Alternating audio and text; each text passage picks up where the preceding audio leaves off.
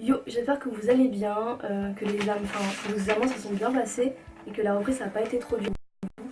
Personnellement, je viens de rentrer de la bibliothèque, j'ai lu genre 3 livres de théâtre, j'ai la tête comme ça. Ça rentre bien dans le thème qu'on va aborder aujourd'hui parce qu'aujourd'hui on va parler de l'assouvissement ou la servitude qu'on peut rencontrer quand on étudie, quand on est étudiant. Donc là c'est une question qui m'a été proposée par Lucas Wong. Pourrais-tu faire un remède pour les topins scientifiques sur la servitude et la soumission? Si ça vous intéresse, continuez à regarder.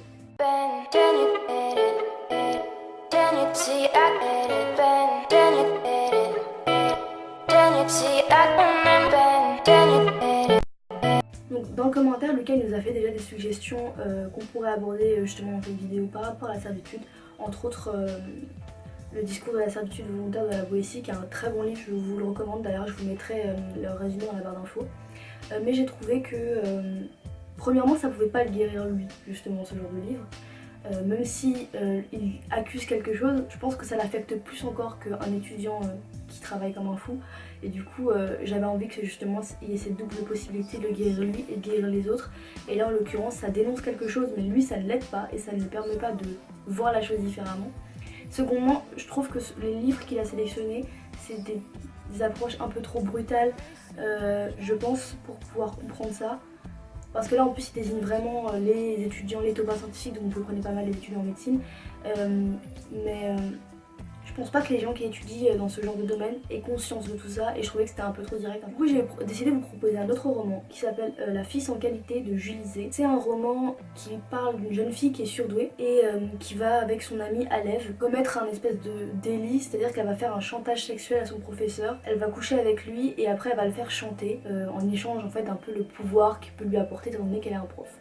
Qu'il est un prof. Pas vraiment le but de cette action là, ça va pas être vraiment d'obtenir du pouvoir, ça va être plus pour le jeu. C'est-à-dire que c'est vraiment un peu comme un cap ou pas cap. Est-ce que t'es cap, est-ce que tu y arrives? C'est plus pour un jeu, c'est plus une question d'ambition. Même si du coup à l'origine il a une trame assez perverse, il m'a paru intéressant dans le sujet parce qu'il a en fait il est très philosophique. Comme c'est un récit assez individualiste, on va vraiment rentrer dans la conscience du personnage, vraiment rentrer de façon très moderne et très jeune dans la conscience d'une personne, enfin de notre âge. Vraiment ça va vraiment représenter l'époque. Vraiment la conscience un peu blasée qu'on peut avoir quand on a 19, 20, 25 ans. Et c'est par son intelligence en fait, c'est par ses connaissances qu'elle va réussir à se forger une identité, à se créer, à se montrer elle-même. C'est par ses connaissances qu'elle réussit à se forger et à se créer une identité. On peut considérer que l'enseignement, si on le regarde dans cet angle-là, ça peut être un moyen en fait de se créer. Si on n'a pas de savoir, on ne peut pas vraiment réussir à savoir qui on est, on ne peut pas vraiment savoir à comprendre tant de choses sur le monde, sur ce qui nous entoure et sur ce que nous sommes nous-mêmes. Et ça, je pense que c'est assez important de le souligner. C'est-à-dire que si on change son regard par rapport à l'enseignement, on va se rendre compte que c'est pas forcément qu'une forme de servitude. Secondement, je voulais aussi aborder l'aspect métaphorique justement du délit obscène par rapport au chantage qu'elle fait avec son professeur.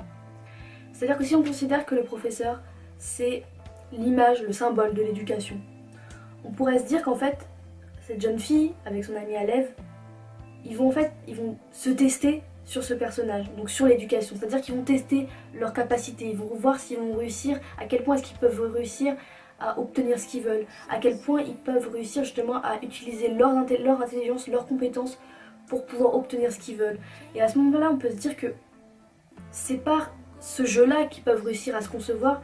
Et pour moi c'est un peu le but de l'éducation, c'est-à-dire que ça va être le seul moment dans votre vie où vous allez pouvoir vraiment vous chercher, vous allez vraiment pouvoir vous découvrir, vous allez pouvoir en fait même vous poser des tas de questions plus bizarres et plus étranges qu'elles soient, même perverses, sans qu'il y ait jamais de jugement. On est beaucoup plus dans des servitudes quand on travaille quand on étudie. Pour moi la période dans laquelle on étudie, c'est la période justement où on se forge, et c'est pas justement ce rapport, ce contact avec les études qu'on peut se forger, parce qu'on peut vraiment l'aborder de façon complètement honnête et complètement entière, alors que quand on arrive dans le monde du travail, on est plus dans une optique de faire ce qu'on nous demande. Et comme en fait la servitude c'est une perte de l'individualité, si on considère que c'est par le biais de l'enseignement qu'on peut réussir justement à se forger soi-même, à ce moment-là on peut plus parler de servitude. À mon avis, Lucas, quand il m'a posé cette question, il a plus voulu sous-entendre que c'est la masse incommensurable de travail qu'on peut trouver dans les métiers scientifiques, enfin dans les études scientifiques ou même dans les études de prépa, etc., qu'il dénonce et qui trouve que ça c'est une forme d'assouvissement. Mais après,